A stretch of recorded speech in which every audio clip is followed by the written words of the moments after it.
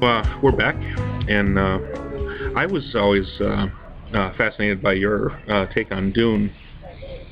When did you read Dune? Oh, when I it read first came out? Dune. Well, I don't know if it was when it first came out, but it was when I first discovered it. It fit some of my criteria.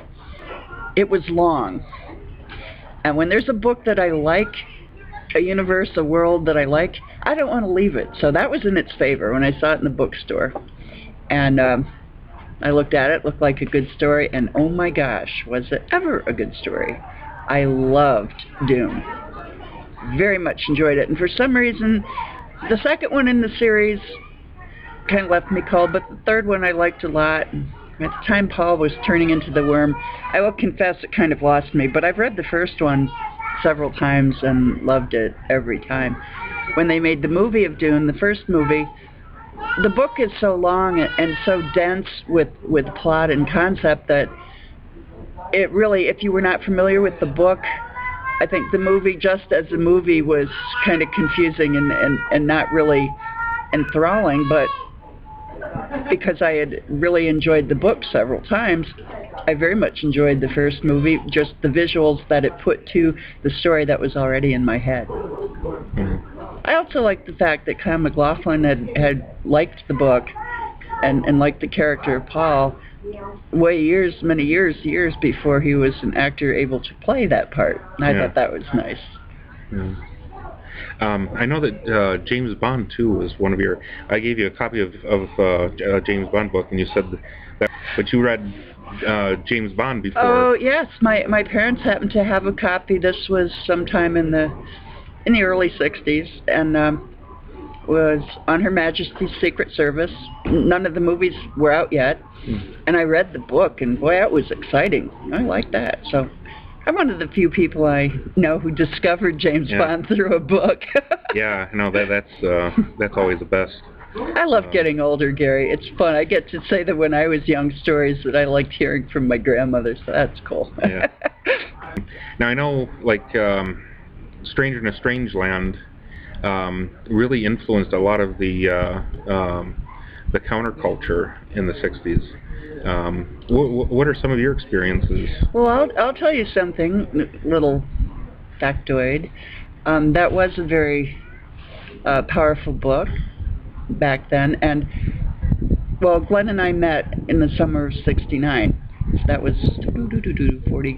3 years ago now, and the only physical artifact that we have from our life then is a little ceramic cup about yay tall, with a blue shiny glaze inside and gray with lines excised on the outside on the matte surface, and that was our water sharing cup, and which was not only influenced by but a direct steal from Stranger in a Strange Land. Water Brothers, yes, and that is the only physical artifact of our first time together. Yeah, I remember I was watching on Science Channel. They were profiling Robert A. Heinlein, and when they came to Stranger in a Strange Land, Heinlein was struck by how many people would actually come up to him from the the counterculture and say, "Man, that's a great book," oh, this and that, and he would they just absolutely loved it. And he went there. He was talking with Harlan Ellison later, and I don't know how they got into the topic, but Ellison had said something to him, and Heinlein's response was, "Yeah, I got a big 70-foot fence out around my house now," or something like that. I think he was a little put off, by the fact that it might have, sparked, a little bit of the, the drug culture of time. Well, I don't know so much as it sparked things in us as that it reflected where we were. Now, in my particular case, it wasn't so much the sexual freedom, which, heck, Glenn and I have been partners and soulmates since we were 18, but in the idea of the community of sharing that Water Brotherhood signified to us. But I can see where the author would not be exactly want to be sucked into that. Yeah. Okay, I think maybe we'll take another break here, and so we'll be right back.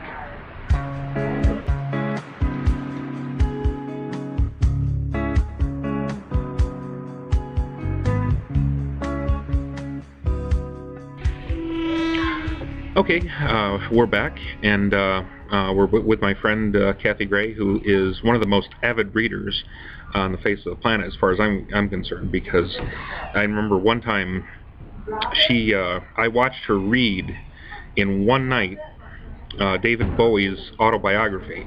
Granted, this was not a big book, but it was the first time I'd ever seen her do something like that, and my question is, how many times have you actually done something like that, where you've read a book in like a night or a day or a 24-hour period? Okay, my most extreme marathon reading, the Wheel of Time series by Robert Jordan. I loved that series. Still do love that series. Now the books are long, up to 1,000 or more pages sometimes, and when they came out, I would often read the prior ones to prepare for the new one. And I'm trying to remember, it was either book 10 or 11, something like that in the series. Anyway, I think it was 11. The month before that came out, I read the previous 10. I basically did nothing but work and sleep. Otherwise I was reading, because I read 10 of those 1,000-page books in a month. Wow. Because I just couldn't put them down, and I wanted to be re-familiar with the story and the characters and the nuances of what was going on. And yeah, I can be pretty compulsive reading. It's a good thing I'm not a drug addict. Yeah. Well, I remember that one time we went over when you were working, and you said you were taking the paperbacks with you, coming home, you're reading it, and then coming home and read from the hardcover, and you would pick up where you left off, like you'd page ahead. Probably. Yeah. And I heard this rumor too, that you were actually watching or reading two books, side by side. Do you remember ever doing anything like that? Reading? No, oh. I don't. What could it? Well, I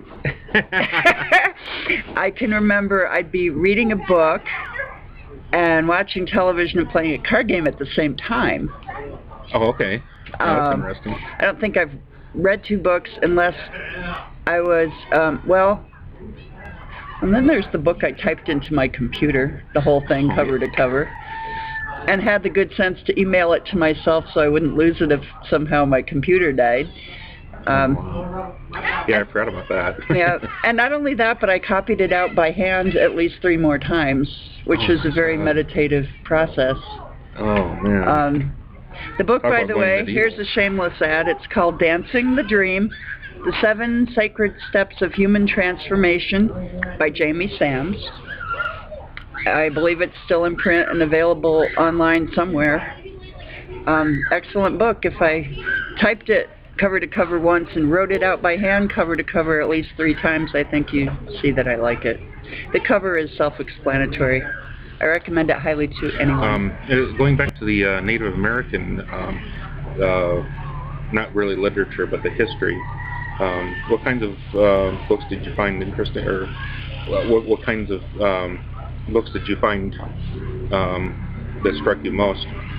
Well, because of my family history, my grandfather was born in the Dakota Territories, and was back in the days when racism was totally accepted as well as prevalent. He was a friend of the Lakota to the extent where he was given a name by them, and I never knew that till after he died, so I couldn't ask him. So the story of the Lakota people in particular, not so much a particular book, but that history was always of great interest to me. One thing that was very interesting, just looking through a used bookstore one time, there were 2 books, and I don't remember the names of the authors, but they were published within living memory of Little Bighorn, told from the Native point of view. and both of them, which were published at different times and different authors, and told a different story of Custer's demise rather than the heroic, death on the hill at the end, that he was killed early in the battle crossing a river. And that was one thing, because Custer's luck had been phenomenal. He never lost anything ever, and that kind of threw his men, that it really threw them, because Custer dying was never something they foresaw. So I thought that was a little interesting piece of historical. I don't know why, but it just what you just said evoked the image of I think Constantine when he was going into battle, and he saw the symbol of the cross in the sky or something. Yes, in hoc signo vinces, in this sign we conquer, which was also used as a logo for, I think it was Pall Mall cigarettes or something weird. Now that's interesting. I think we're going to leave it right here, and I want to say thank you to Kathy. And thank you, Gary. And you know me, I could talk about books for, hours straight. And so thank you for this chance to share some of my thoughts. Alrighty. So anyways, if you ever get hold of me, I have a new website or Facebook page. It's called FreeCom200. Just type it in your search bar at the top of your page, and you'll be able to watch this episode as well as past episodes and read some of my writing samples, and hopefully you'll like them. I'm also on Facebook, but there are over 100 Kathy Grays spelled my way, so good luck finding me.